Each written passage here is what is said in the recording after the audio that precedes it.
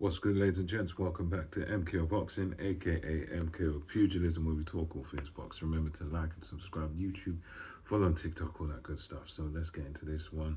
So I'm just going to talk in brief because the fight was very, very brief on the main event of last night, between Erickson Lubin and Vergil Ortiz Jr. Now, going into this, of course, Vergil Ortiz Jr., big favorite. Erickson Lubin had suffered bad knockouts in the past, but yeah, he was sort of, live-ish underdog going into this. And so, yeah, as this fight opened up, the brief bit that it was, the first round was, as you would expect, quite cagey.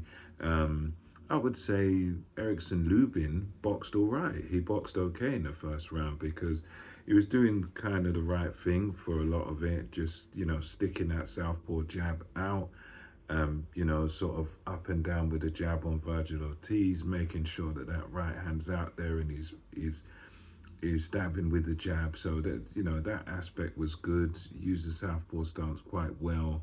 And, he was quite cagey. For Vergil Ortiz, you could tell that he was just sort of having a look at Erickson Lubin, sort of, having a look at him, not doing like a whole lot in there. There were a few combinations landed by Vergil Ortiz, but for the most part, very sort of quiet, cagey.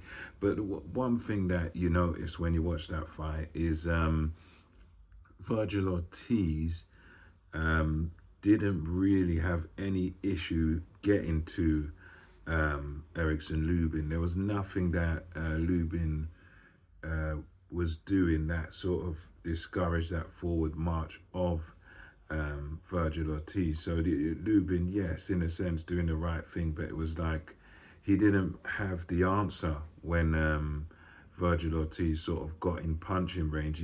He wasn't really, stepping back effectively or stepping to the side, or his defense wasn't really all that because, he had himself, he was in the right stance, doing the right thing, but the defense was the part where you could sort of criticize. It was a bit lacking in that first round because, you could tell he's in there as the matador, he's in there as the boxer, but he, Vergil Ortiz was allowed to get very close to him, to land shots on him, and there was sort of no reaction to it. It was, he was posing like the boxer, but there was nothing he was throwing that could discourage Vergil Ortiz coming forward and Vergil Ortiz getting in and landing shots. So it was one of those rounds where Vergil Ortiz sort of probably was outlanded in the first round, but you could tell that it was almost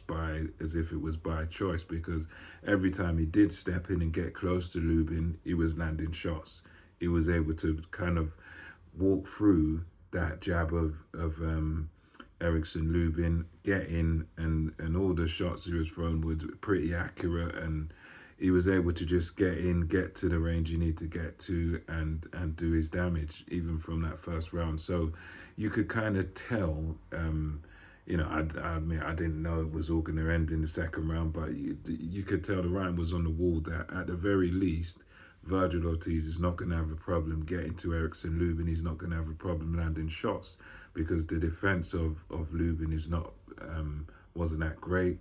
And also, Lubin wasn't really, he didn't really move his feet that much. It was a strange one because you'd think, okay, you don't want to run from Vergil Ortiz, but you'd think that, well, if this guy needs to get in range to do his damage and throw his body shots and throw his power shots, if he's got to get close to do that, he's got to get inside my reach, then you'd think if you're Lubin, you'd step back or step to the side, or you'd sort of move your head and try and get out of Vergil Ortiz's way, try and make it difficult for him to land his power shots. But Lubin seemed to be content to just sort of stay at close range in the pocket and allow Ortiz to land his shots, which I thought was a bit suicidal, really, from a boxing perspective.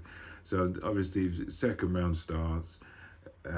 You got Lubin again trying to get behind the jab, but then Vergil Ortiz just sort of walks through that jab, walks through that lead hand and gets in and does his damage. And a minute and a half into the round, again, same sort of patterns happening.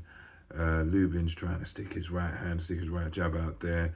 Ortiz comes crashing in, and Lubin's just covered up on the ropes behind the tight guard, shell defense, as they were calling it on commentary.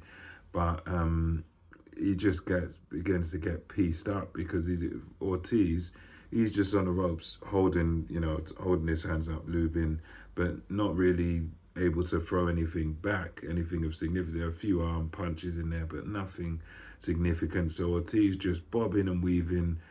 Lubin's on the ropes, getting through with nice uppercuts and working to the body, hooking to the head. So for him, it was just, Lubin was just trying to cover up one place, but Ortiz just opened him up, going round to the body, mixing up the shot selection. And there was a point where he just basically knocked Lubin out pretty much on his feet. It was, you could just tell, because Ortiz hits him with a shot, and then Lubin just kind of reacts, he moves, and then he kind of just freezes with his hands up, and then you could tell that essentially he was gone. He was out on his feet, and Ortiz goes for another one, and then referee jumps in and stops it.